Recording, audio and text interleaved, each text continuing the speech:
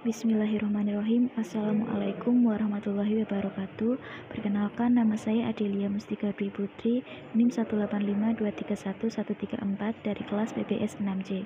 Pada kesempatan kali ini, saya akan mereview jurnal yang berjudul The Implementation of Good Governance Business Syariah in Indonesia Syariah Banking yang ditulis oleh Ahmad Juanda, Freddy Dwi Herlianto, dan Tri Wahyu Oktavandi.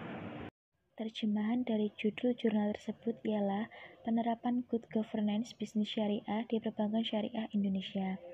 Jurnal tersebut merupakan jurnal yang diterbitkan pada tahun 2019 oleh The Second International Conference on Islamic Economic, Business and Philanthropy atau ICIEBP dengan DOI 10.18502 KSS V3I1342238. Jurnal internasional ini memiliki latar belakang sebagai berikut. Pembicaraan tentang Good Corporate Governance ini dilatar belakangi oleh kasus yang menimpa Enron yang gagal dalam mengelola perusahaannya yang mengakibatkan banyak penipuan dalam operasionalnya. Fenomena ini sangat menarik untuk dibahas lebih dalam. Bank syariah yang berkembang pesat di Indonesia diikuti dengan berbagai macam pelayanan yang ditawarkan menimbulkan masalah bagi masyarakat. Selain mempertahankan kinerja keuangannya, bank syariah juga harus memberikan manfaat bagi masyarakat dan memastikan semua operasionalnya sudah sesuai dengan ketentuan syariah. Bank Indonesia berupaya mendorong aktivitas perbankan berbasis syariah menjadi kuat baik secara finansial maupun yang dikeluarkan oleh BBI nomor 11 tahun 2009. Bank Syariah menerapkan prinsip GCG yaitu transparansi, akuntabilitas, tanggung jawab, dan kewajaran, menyampaikan dan mematuhi peraturan syariah. Good Governance Business Syariah atau GGBS merupakan elemen yang sangat penting dalam upaya menjaga pertumbuhan dan berkelanjutannya dengan secara berkelanjutan. Penerapan GGBS sesuai dengan peraturan dan ketentuan syariah yang akan menumbuhkan budaya kerja bank syariah yang sehat di seluruh lapangan dan membuat investor puas dengan kinerja dan nilai perusahaan. Sejauh ini, di dalam menilai kinerja suatu bank syariah dan bank konvensional tidak ada perbedaan, meskipun kedua bank tersebut memiliki kegiatan operasional yang berbeda, baik prinsip maupun filosofi. Pada umumnya, bank syariah mengukur kinerja mereka hanya menggunakan rasio kinerja, seperti Camel dan Eva. Bank syariah seharusnya tidak hanya fokus pada hal-hal material, tetapi juga pada hal-hal non-material seperti good governance bisnis syariah. Itu sangat penting karena tujuan sistem syariah adalah tentang maslahah. Ada banyak penelitian tentang good corporate governance di perbankan syariah, namun masih sulit untuk menemukan beberapa penelitian tentang good governance bisnis syariah. Setelah pemaparan dari latar belakang tersebut, tentunya timbul suatu permasalahan yang perlu kita teliti.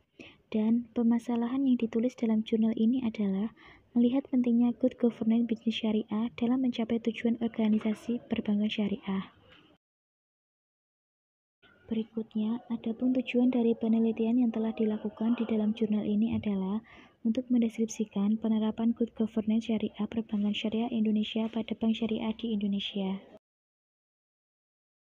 Metodologi penelitian yang digunakan di dalam penulisan jurnal ini adalah metode deskriptif.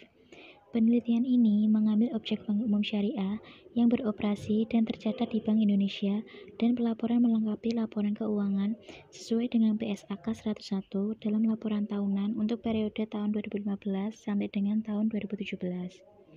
Berdasarkan metode purpose sampling, objek yang digunakan dalam penelitian ini adalah PT Bank Mega Syariah, PT Bank BCA Syariah, PT Bank Muamalat Indonesia, PT Bank BNI Syariah, PT Bank BRI Syariah, PT Bank Palin Syariah, PT Bank Victoria Syariah, PT Bank Syariah Mandiri, dan PT Bank Jabar Bening Syariah.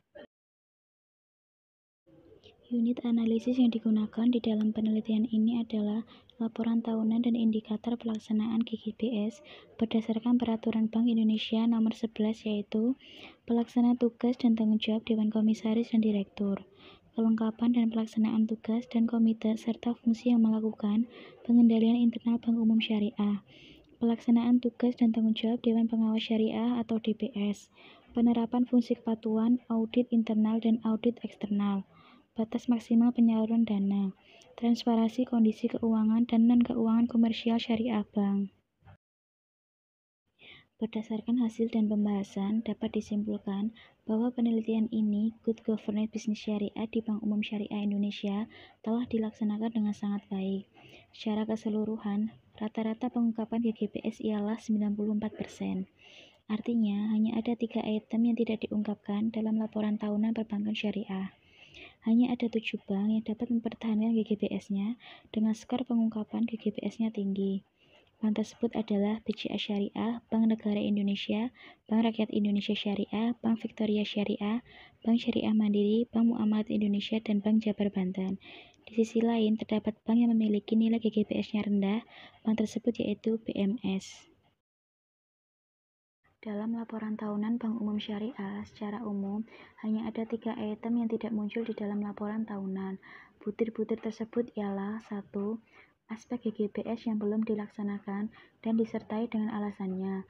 2. Transaksi antara dua pihak atau lebih yang memiliki gap of interest. 3. Pelaksanaan fungsi ombudsman. Dalam hal ini menunjukkan bahwa perbankan syariah telah menerapkan GGBS yang baik untuk menjaga keberlangsungan perbankan syariah Indonesia dan menjaga kepentingan dari stakeholders-nya. Namun, ada beberapa hal yang mungkin tidak diungkapkan di dalam laporan tahunan perbankan syariah.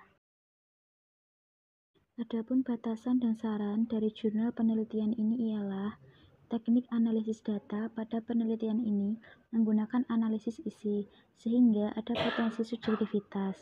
Untuk meminimalkan potensi subjektivitas, peneliti perlu melakukan checklist berulang-ulang. Saran lain untuk meminimalkan potensi subjektivitas adalah membuat tim analisis data. Saran untuk selanjutnya, penelitian ini menggunakan studi banding antara perbankan syariah Indonesia dan perbankan syariah dari negara lain. Demikian yang bisa saya sampaikan, kurang lebihnya mohon maaf. Wassalamualaikum warahmatullahi wabarakatuh.